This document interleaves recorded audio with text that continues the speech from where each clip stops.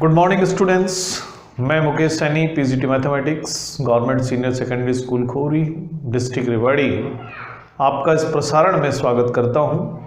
प्यारे बच्चों, पिछले लेक्चर में हम एक ऐसे प्लेन की इक्वेशन फाइंड कर रहे थे जो 3 पॉइंट से पास होके जाता है। तो आइए इस सिलसिले को हम आगे बढ़ाते हैं और क्वेश्चन लेते हैं। ये जो क्वेश्चन हम ले रहे हैं ये एक्सरसाइज 11.3 का क्वेश्चन नंबर 6 है और उसका सेकंड पार्ट है। एक ऐसा प्लेन है जो 1, 1, 0, 1, 2, 1 और -2, 2, 1 से पास होकर जाता है। -2, 2 और -1 से पास होकर जाता है। ये 3 पॉइंट्स हैं, 1, 1, 0, 1, 2, 1, -2, 2 और -1। इन 3 पॉइंट से पास होकर कोई प्लेन जाता है, उसकी इक्वेशन हमें फाइंड करनी है। तो हम अगर किसी प्लेन के बारे में एक पॉइंट पता हो और उस प्लेन के नॉर्मल के डायरेक्शन रेशियोज पता हो तो उस प्लेन की इक्वेशन फाइंड कर सकते हैं। तो मान लेते हैं कि let direction ratios of normal to the plane are A B and C. Normal to the plane हम मान लेते हैं ए बी और सी हैं। तो एक ऐसा प्लेन जो 1, 1, 0 से पास होकर जाएगा उसकी इक्वेशन होगी a into x minus x1 यानी x minus 1 plus b into Y minus y1 यानी कि y minus 1 plus c into z minus z1 that is z minus 0 equal to 0। हमने यहाँ यूज किया है 1 point form a into x minus x1 plus b into Y minus y1 plus c into z minus z1 equal to 0। हम इसे equation number 1 डाल देते हैं। लेकिन ये जो प्लेन है इस पॉइंट से तो पास होता ही है, साथ साथ इन दोनों पॉइंट से भी पास होकर जाता है, but plane passes through 1 to 1 and -2 to -1 also. अब प्लेन इन पॉइंट से पास होकर जाएगा तो इनको सेटिस्फाई भी करेगा, इसलिए हम x, y और z की जगह 1, 2 और 1 का यूज करेंगे, x1, y1, z1 की जगह। तो यानी कि अब हम यहां पर पॉइंट ले रहे हैं 1, -1, x के लिए हमने रखा 1, y के लिए हम रखेंगे 2 तो 2, -1 और z की वैल्यू रखेंगे 1 तो 1 - 0 equal to 0।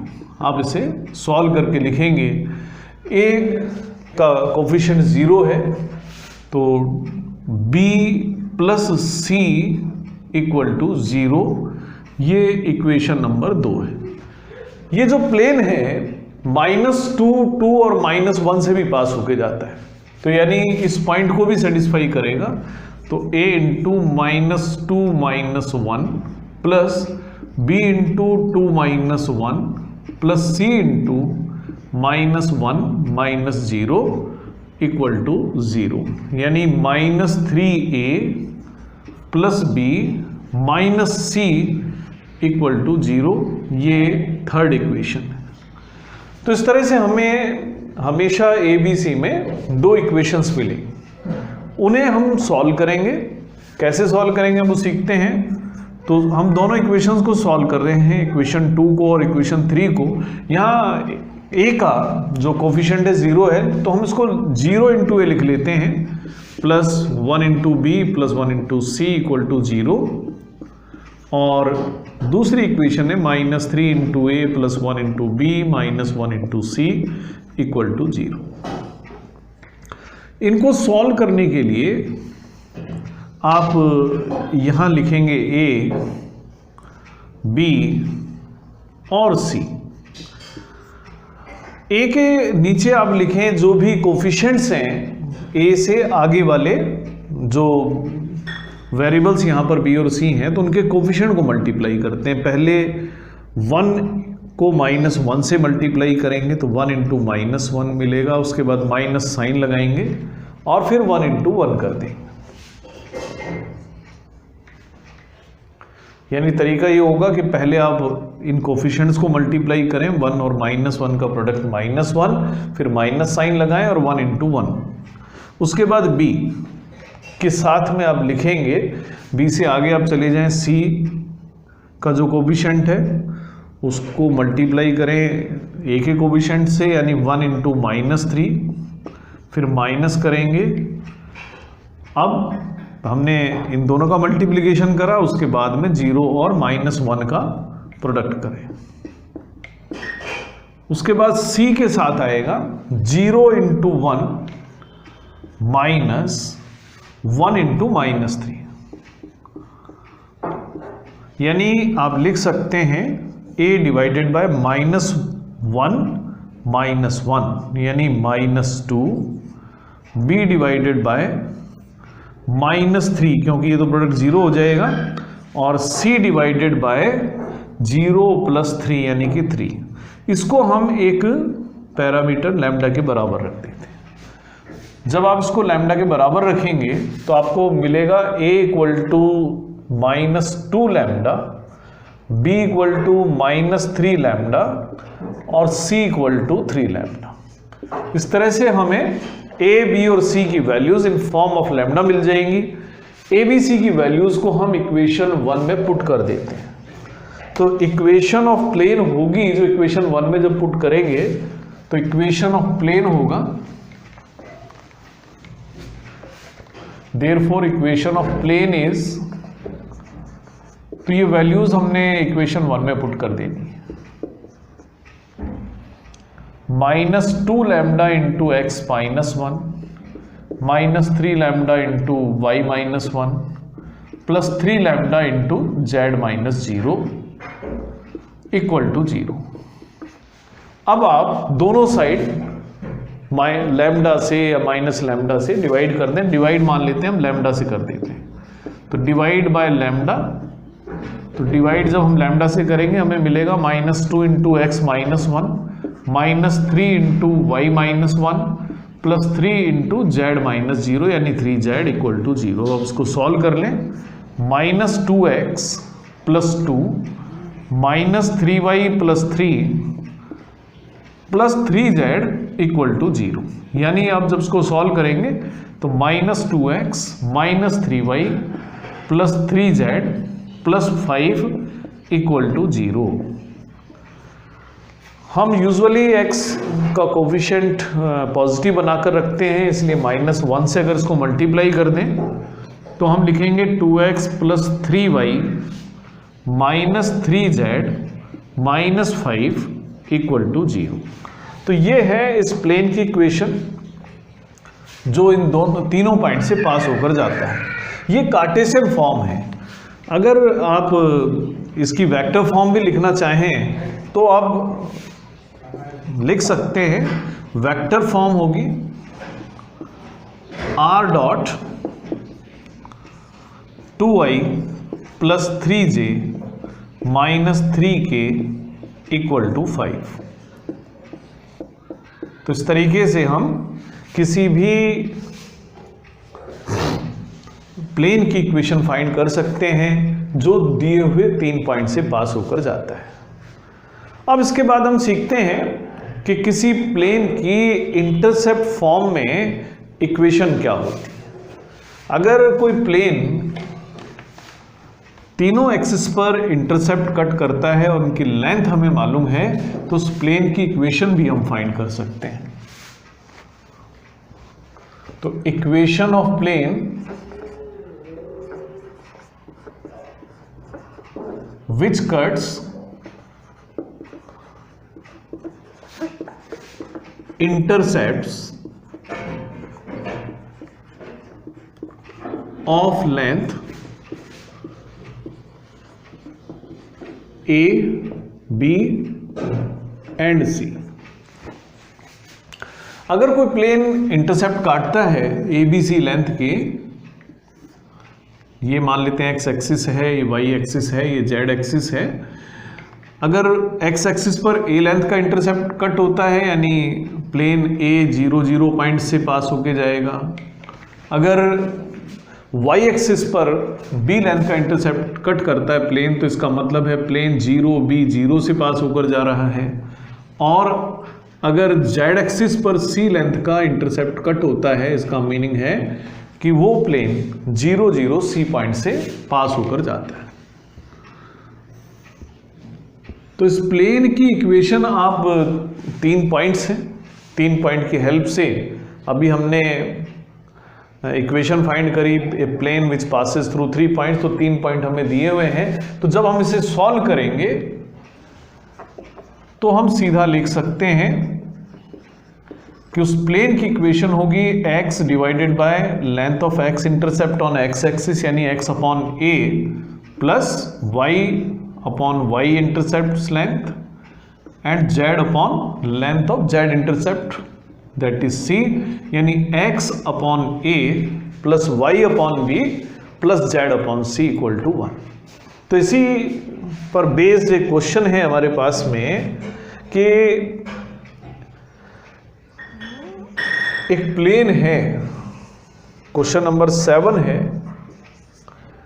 Given plane is 2x plus y minus z equal to 5। तो हमें ये बताना है कि ये जो प्लेन है एक्सिस पर जो इंटरसेप्ट काटता है उनकी लेंथ क्या है।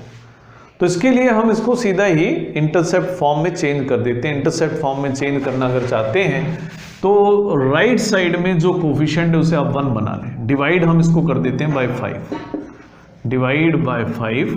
तो जब 5 से डिवाइड करेंगे तो हमें मिलेगा 2x upon 5 plus y upon 5 minus z upon 5 equal to 1। इसे हम और भी सॉल्व करने के बाद में लिख सकते हैं x divided by 5/2 plus y divided by 5 minus z divided by 5 equal to 1। तो अब हम बता सकते हैं length of intercept cut by this plane on x axis is length of intercept on x axis. तो x एक्सिस पर जो intercept की लेंथ है वो 5/2 यूनिट्स है। ऐसे ही y एक्सिस पर जो इंटरसेप्ट कट करेगा ये प्लेन वो 5 यूनिट्स है, और z एक्सिस पर भी जो इंटरसेप्ट कट होगा उसकी लेंथ तो 5 यूनिट्स होगी, लेकिन जो इंटरसेप्ट कट होगा वो negative direction of z axis होगा। तो z एक्सिस पर भी 5 यूनिट्स होगा, लेकिन ये होगा on the negative direction of z axis. इस तरह से हम कोई भी प्लेन जो इंटरसेप्ट कट करता है तीनों एक्सिस पर, उनकी लेंथ हम फाइंड कर सकते हैं। आप याद रखेंगे intercept form of the plane x upon a plus y upon b plus z upon c equal to 1। आपको याद रखने में भी परेशानी नहीं होगी क्योंकि intercept form of the line हम पढ़ चुके हैं, x upon a plus y upon b equal to 1 है। तो बिल्कुल उसी की सिमिलरिटी में ही ये प्लेन की इंटरसेप्ट फॉर्म है x upon a plus y upon b plus z upon c equal to 1। अब अगला जो क्वेश्चन है ये है 8th क्वेश्चन। हमें एक ऐसे प्लेन की इक्वेशन फाइंड करनी है जो y एक्सिस पर 3 लेंथ का इंटरसेप्ट कट करता है और जो zx प्लेन के पैरेलल है। क्वेश्चन नंबर 8 है। तो given plane is parallel to ZOX plane. तो जब प्लेन ZOX प्लेन के पैरेलल है, मान लेते हैं ये जो बोर्ड है ये ZOX प्लेन को रिप्रेजेंट करता है, तो therefore normal to the plane is parallel to y axis होगा। तो नॉर्मल होगा वो वाई एक्सिस के पैरेलल होगा। यानी आप ये समझें कि अगर ये जेड एक्स प्लेन है या उसका पैरेलल प्लेन है तो नॉर्मल वाई एक्सिस इस मार्कर की डायरेक्शन में होगा। तो डायरेक्शन रेशोज ऑफ नॉर्मल हम लिख सकते हैं। तो वाई एक्सिस के जो डायरेक्शन रेशोज होते हैं वो 0, 1, 0 होते हैं। तो आपने नॉर्मल के डायरेक्शन रेशियोज फाइंड कर लिए, यानी ए बी सी आपको मालूम हो गया है। अब अगर हमें एक पॉइंट मिल जाता है तो हम उस प्लेन की इक्वेशन इजीली लिख देंगे। अब हमें एक इंफॉर्मेशन दी हुई है कि plane cuts an intercept of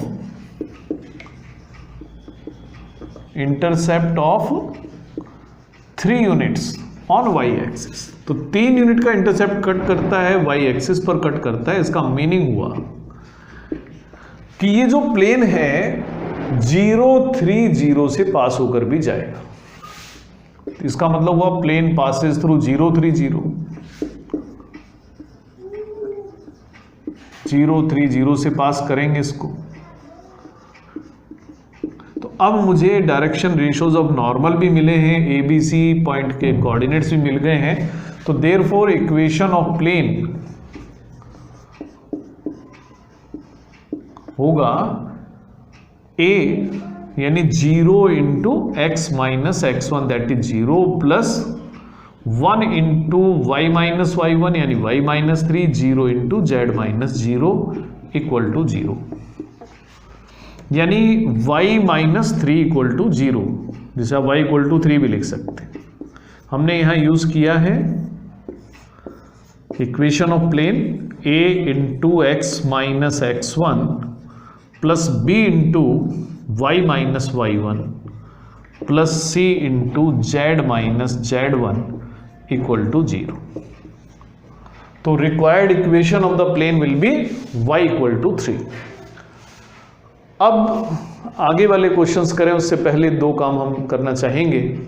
पहला, 2 प्लेन्स के इंटरसेक्शन से पास होकर जाने वाले प्लेन की इक्वेशन कैसे फाइंड करें और 2 प्लेन्स के बीच का एंगल कैसे फाइंड करें। पहले हम 2 प्लेन्स के इंटरसेक्शन से जो प्लेन पास होकर जाते हैं उनकी इक्वेशन फाइंड करना सीखें। तो अगर हमें 2 प्लेन्स दिए जाते हैं, मान लेते हैं कि हमें 2 प्लेन्स दिए गए हैं, हम पहले प्लेन को इस तरह से रिप्रेजेंट कर दें और एक और प्लेन है, ये हमने दूसरा प्लेन ले लिया।